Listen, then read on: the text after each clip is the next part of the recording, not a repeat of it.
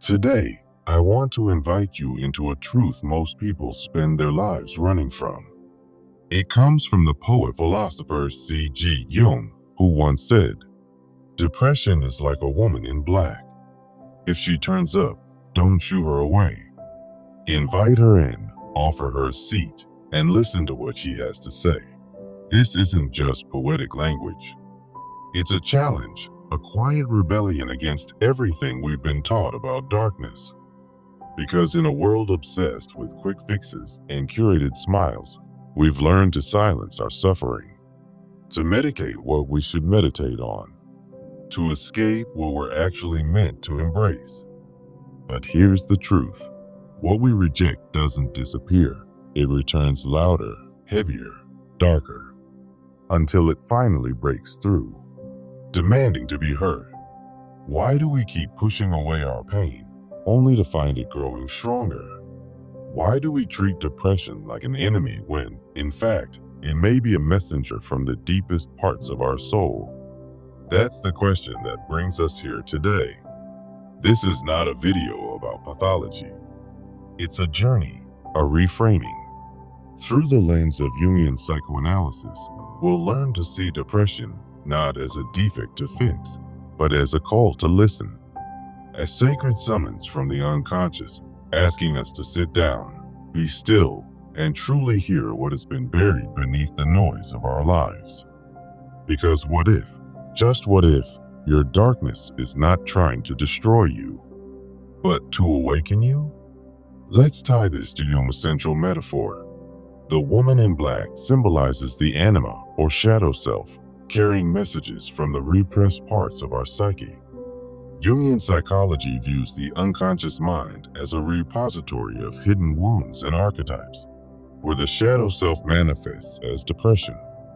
Through the process of individuation, we integrate these shadows, transforming personal suffering into growth. Depression isn't just a disorder. It's a call from the soul or the self-archetype, urging self-examination and deeper self-awareness. In this script, I'll outline a 5-step journey to turn depression from an adversary into a guide. First, we'll identify the root wound. Second, recognize signs of the soul's call. Third, differentiate true insights from superficial reactions. Fourth, practice self-love and acceptance. And fifth, break limiting beliefs to foster action and integration. This path promises greater emotional resilience, a deeper connection to your authentic self, and ultimately, a reduction in depression's grip.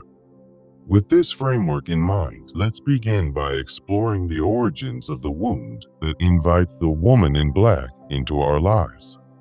At the root of depression often lies early childhood emotional deprivation, trauma, or unmet needs like neglect, loss, or invalidation. These experiences create unconscious shadow elements in the psyche, lurking beneath the surface until they demand attention. As adults, depression manifests as this woman in black, arriving unannounced to signal unresolved pain from our past. The ego's illusions convince us that ignoring these roots will make them disappear, perpetuating a cycle of avoidance. Yet, the soul's deeper calling insists we face these wounds head-on, for true healing begins with acknowledgement. Jungian projection plays a key role here. We externalize internal conflicts, viewing depression as an external enemy rather than a part of ourselves. This leads to avoidance behaviors like distraction or self-medication, which only deepen the cycle. Depression amplifies repressed emotions, forcing us to confront what we've long ignored, much like a shadow emerging from the dark. The consequences are cycles of worsening symptoms, isolation, and self-sabotage when we shoo away this visitor. For instance, someone ignoring depressive episodes might face recurring burnout or conflicts in relationships as the ego's defenses wear thin. To break this cycle, we must reconnect with the soul's signals, learning to see depression not as a curse, but as an invitation for growth. Now, Let's move to recognizing the signs that your inner self is sending a message through depression. There are clear indicators that depression is a soul-level call, such as heightened intuition that brings sudden insights during low periods. You might notice deep empathy, where you feel others' pain acutely, revealing your capacity for connection beyond the ego's illusions. Innate creativity often emerges from despair, like artistic urges that transform suffering into expression. There's also an inexplicable magnetic presence, a quiet inner strength that draws others in during moments of recovery.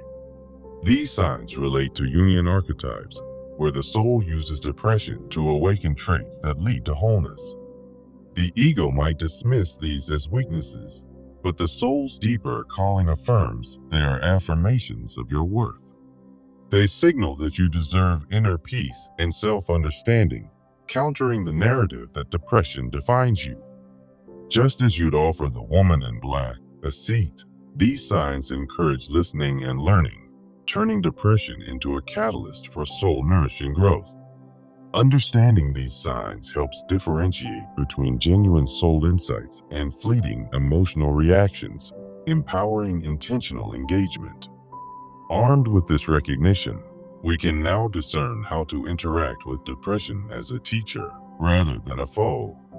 True insights from depression are growth-oriented, prompting self-reflection and life changes like career shifts or setting boundaries. They offer emotional depth, providing steady, introspective wisdom rather than impulsive urges.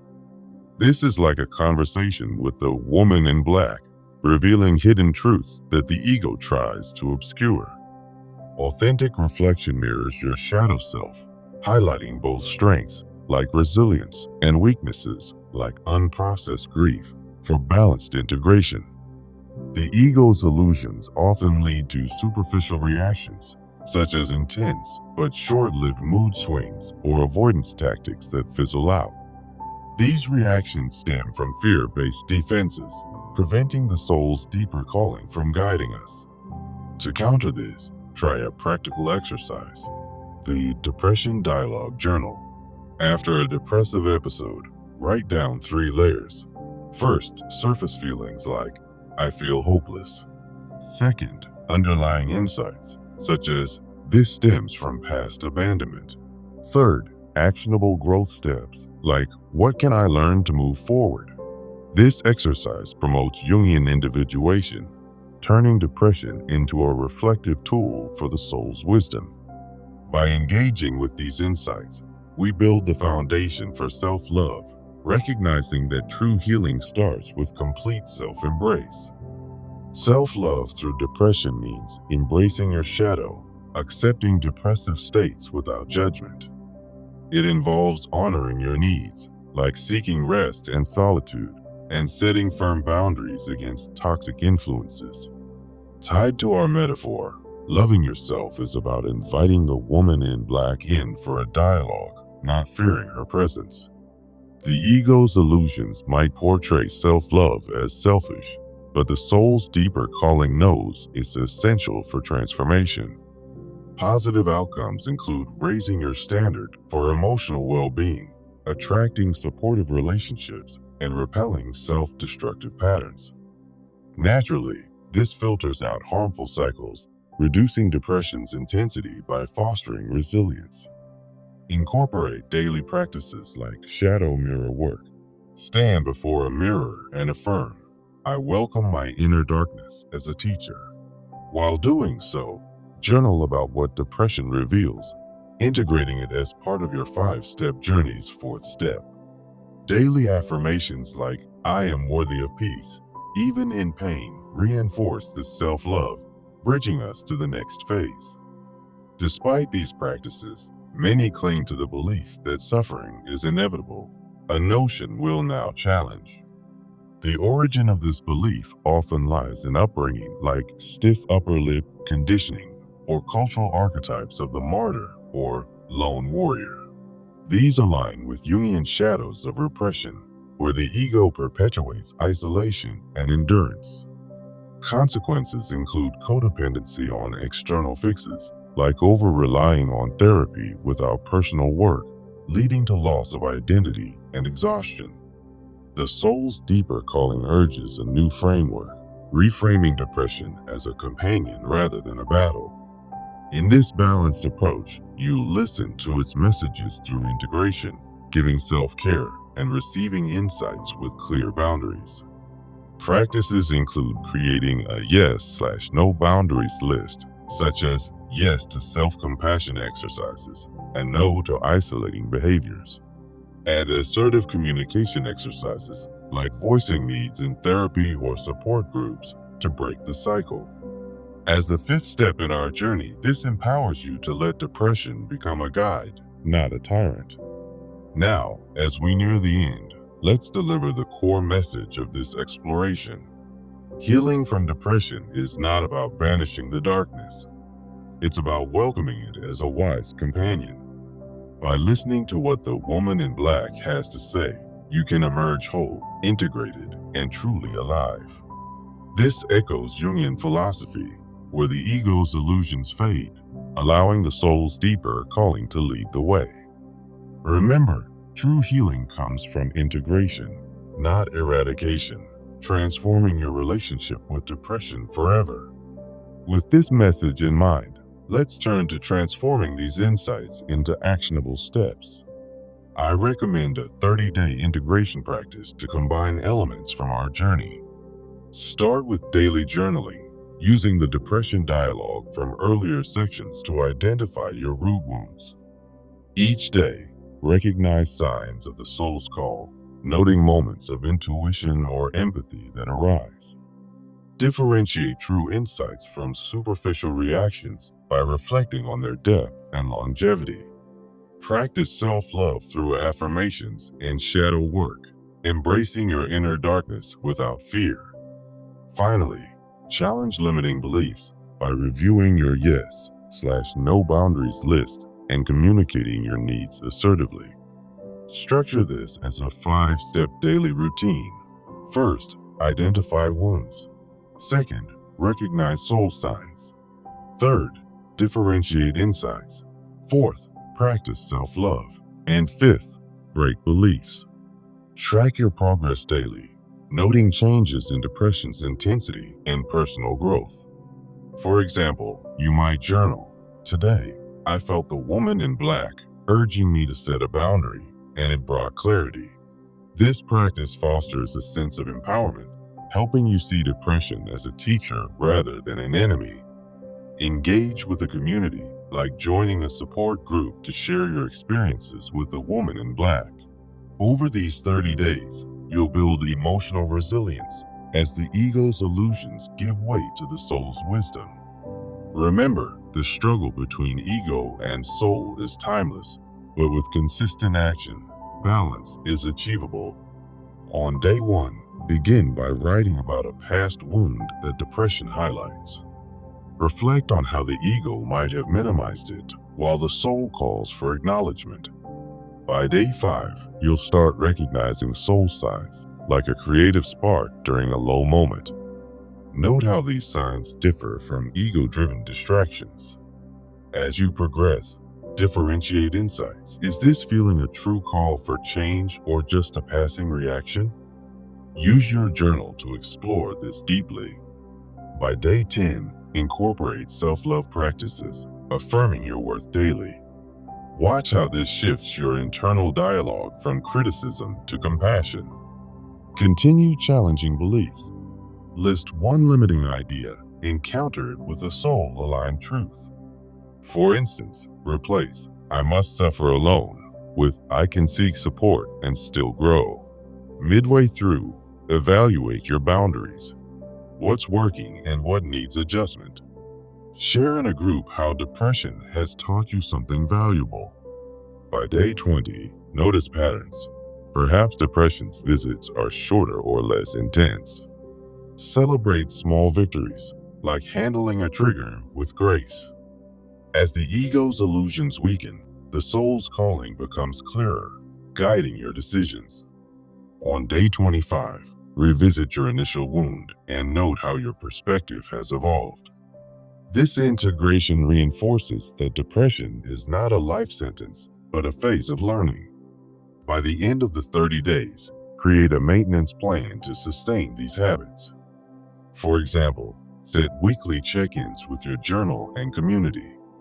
Remember, the woman in black may return, but you'll know how to invite her in. This journey isn't about perfection.